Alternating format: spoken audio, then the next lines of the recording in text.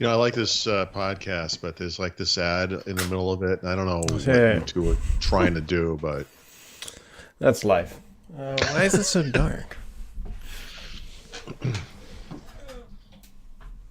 Change nothing. And yet it changes again. it's Friday, so I should probably take a shower. That's a good philosophy for just about any day of the week. I don't know if that's specific to Friday. Yeah, I know. Giving up, Brad. It's a pandemic. Nothing matters. Of all the things that were going to get tossed out during the pandemic, I don't know if showering was on my list. Right.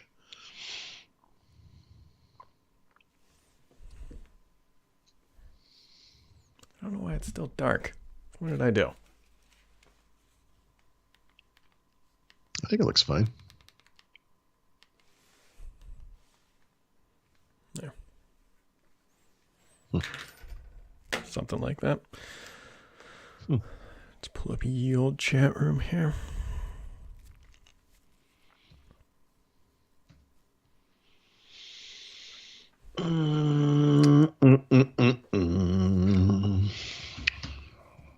Mm-hmm.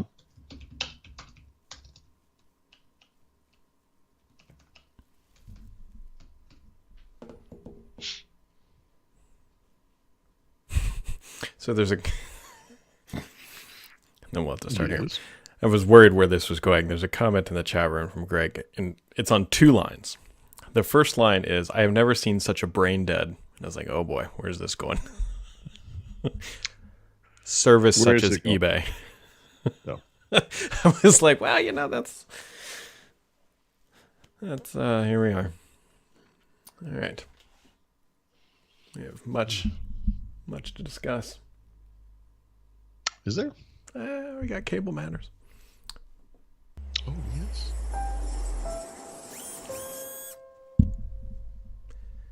Today's podcast is sponsored by Microsoft's new podcast, Security Unlocked. You can find links down in the description below to subscribe to that, or you can stick around and hang out for Cable Talk. Because look at this. It's braided.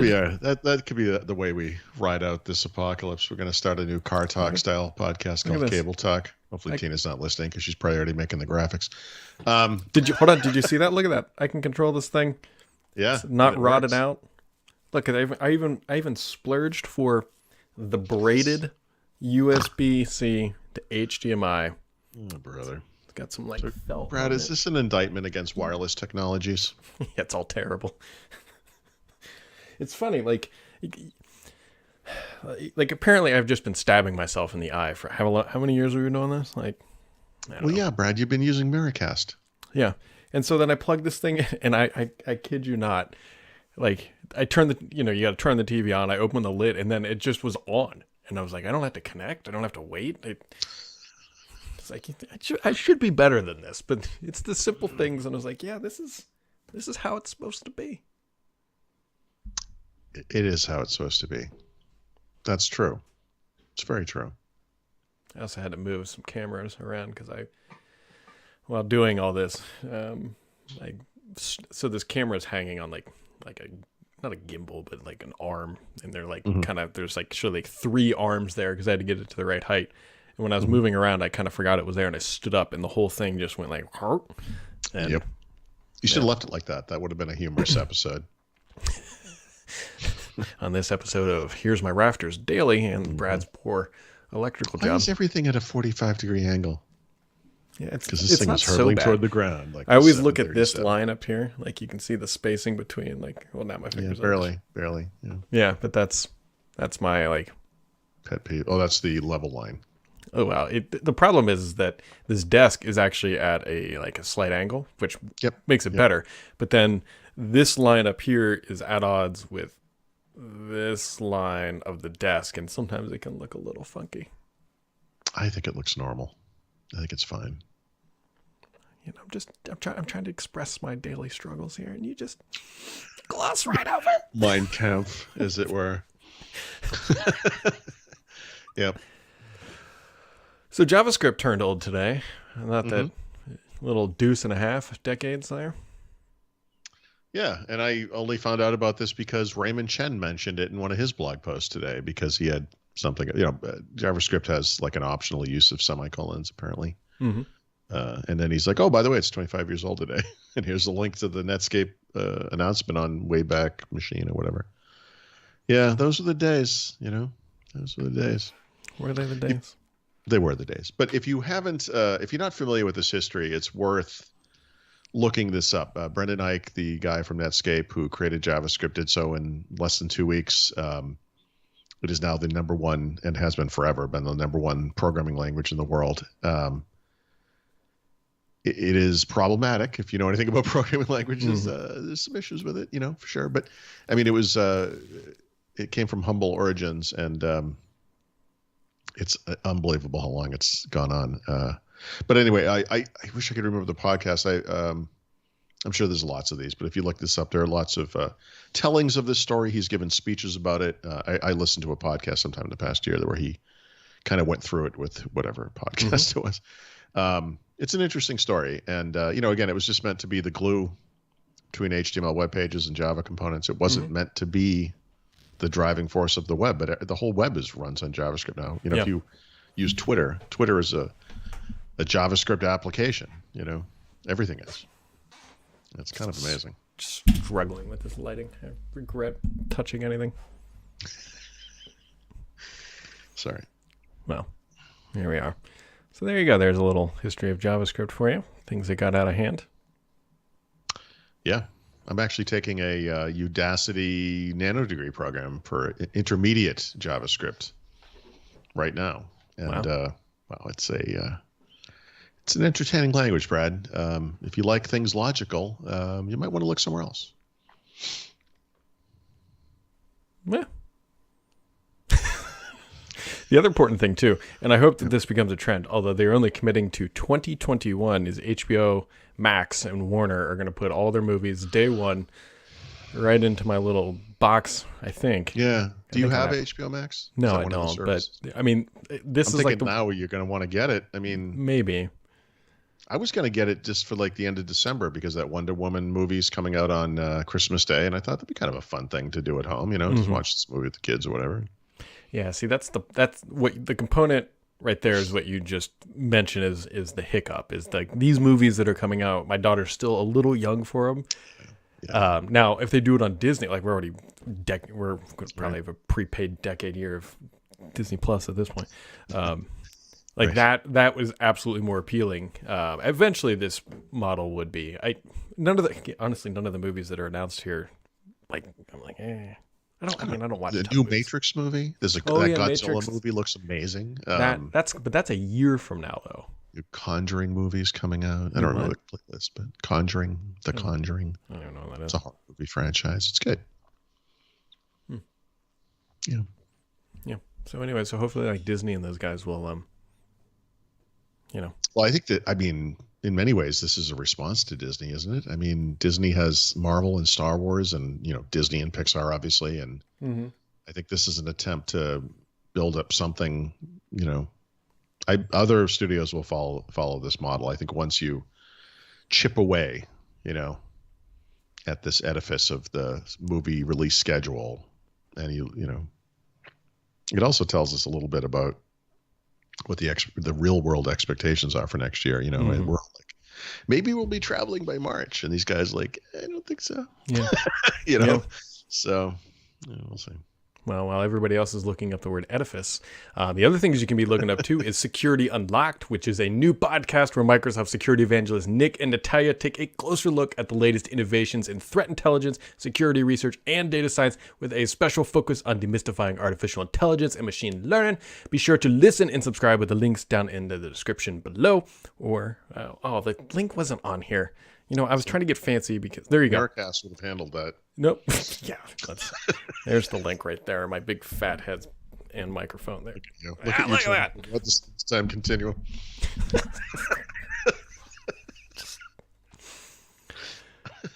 think, where's this one? I'm just so happy that I can do it's that. Fast. It's like, is that an M1 you're using? Wow. So did you see, I saw this today, and this is actually somewhat marginally incredible. So I'm sure you've done this. That in this scenario right here, like if I moved a window or I shut the lid right now and I had keep the external display on, like the computer kind of like blinks almost. Yeah, yeah, yeah. The Apple's M1 does not do that. Does not do that. What does it do? It's just it does nothing. It just acts like nothing happened. Like it's fine. Yeah. It's like a nice experience that doesn't cause seizures. You're talking about with an external display. Yeah. Like you shut the lid or you change the resolution. That's always the case. I'm not really sure. On Windows, you have to configure that explicitly, right? Because if you don't, you could the whole thing might just turn off. Yeah. If you have a lot, you know what I mean? Like that's something you have to go into power options or whatever. And But the screen's still like usually like blinks. For sure. Yeah. Windows doesn't handle change well, Brad. I don't know if you noticed this. It's it likes things to stay the same.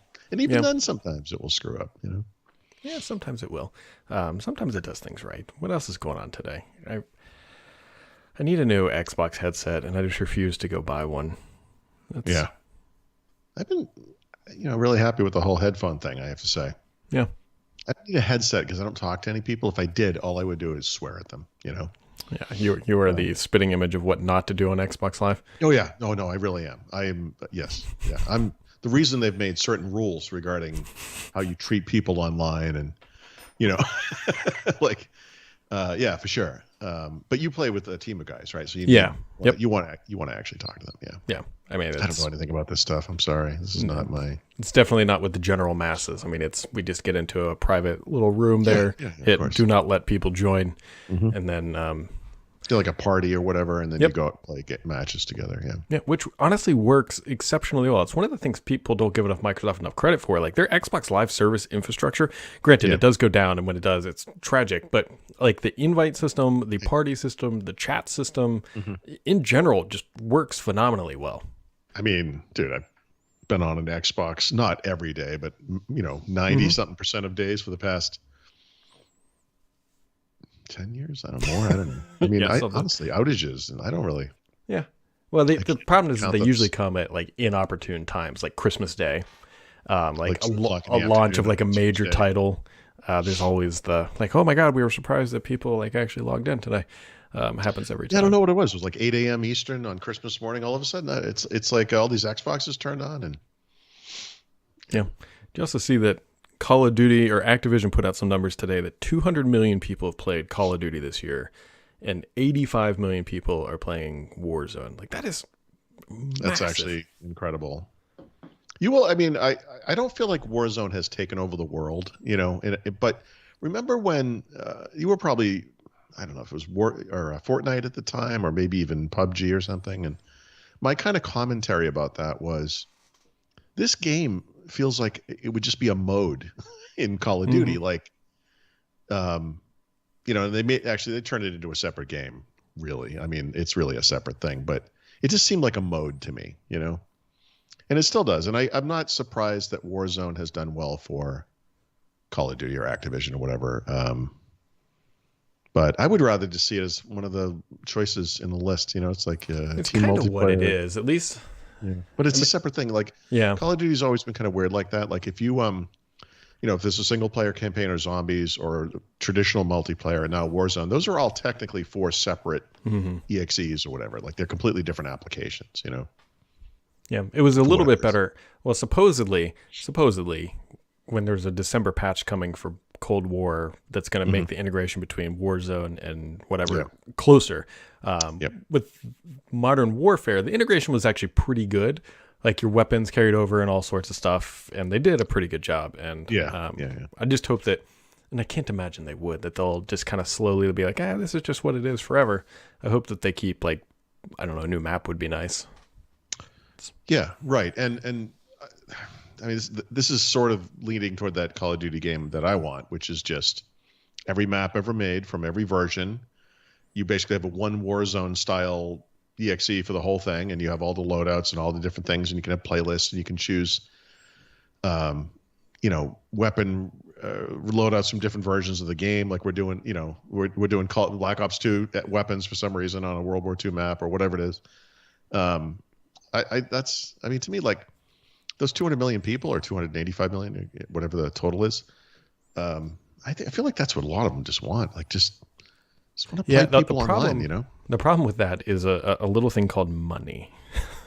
Well, it Because becomes a subscription service, right? It's yeah, like an that's annual subscription, and they add levels over yeah, time. You know, they would have to figure it out because I mean these guys pull in like $1 billion like every fall, like that is I know. substantial, and just like any other company, they don't want to change that. Like, why would we change? How are we going to get more than $1 billion every fall?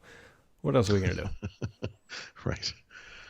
Yeah, I don't know. How do you get 2 I'm billion? still struggling with this game, by the way. I haven't really talked about this, but yesterday I got it. I got my KD, which killed death ratio, which they call it something else now, but it's a EKD or something or whatever it is. But I'm like right at 1.0 right now, meaning I've been killed as much as I've killed. If that makes sense. I think the highest I ever got it was like 1.02 or something. And it's like, and I don't know really off the top of my head, like Black Ops 4, I bet I'm 2 point something. You know, easily. It's got to be. Maybe you're just bad. I know. That's hard to accept reality, right? Like it's hard. Yeah, it's like Michael Jordan, you know, going back to the Washington, whatever team it was. Except I'm not that athletic. And well, at least we can agree on something there. I don't know. What are you doing this weekend? Anything? Nothing? No, my sister's birthday, if anyone cares about that. Happy birthday, Beth. I don't know. No, nothing. The kids are gone. You know, we're between holidays. I don't know. There's a pandemic. Mm-hmm. It's also cold outside. Like it's cold. Yeah, really. Exactly. Like a 10-day spat of like 40s, you know. Terrible. We have a snowman. That's all that's left in our front yard. Oh, you now. actually made one. Yeah. How big was it? My daughter's going to be devastated when she gets home because the head has fallen off and like slightly rolled down the yard. And it's that's funny. She's going to come home and just probably start crying. But you know what? Lessons RB. It's the worst thing that's happened to her this year. Is it? Or is it might be. I don't know. Is life too different for your daughter? It's like I was thinking this, but for my kids, of course, that you know they're out in the world. I mean, it is different. But like, you know, my dog's having the best year of her life. She gets walked twice every day now because we got nothing to do. As far as she's concerned, this is like the best thing that's ever happened. You know? Yeah, pretty much. Depends on your perspective. I think my dog's going to have some like mental issues because my dog and my wife are like attached at the tiny hip that he has. And she's been home for it'll probably honestly be a year, maybe even longer before she goes back into the office like in a normal routine. And he's just happy as could be. He wakes up from his 17th nap of the day. He's like, oh, mom's home. And then just whatever. Yeah. So that's the same thing with, you know, when Kelly went to school, like the dog didn't know what the hell was going on, you know? So when Kelly came home for the last week or whatever, I thought her heart was going to explode, but now she's gone again. So she's always like looking outside. She's always like, you know, just looking back, right? You know? And like we were watching something on TV the other night and some people came through the door of the house in the show and said hi, and her ears shot up and she ran to the front door and started barking. She thought someone was walking in the front door. She was so excited. Yeah, mental. Well, you know, that's what the dogs do, right? They're not very smart. Look at this thing. It's still working. It's like you've literally been punching yourself in the face for however many years we've been doing this. Like you said, 4 years, maybe 3 years, whatever. I think longer than that. Then one day you wake up and you're like, oh, I don't have to punch myself in the face. Oh, and now it doesn't hurt. No, it doesn't hurt. And as a reminder, today's podcast is sponsored by Security Unlocked, a new podcast from Microsoft. Check out the links in the description below or go to aka.ms/securityunlocked.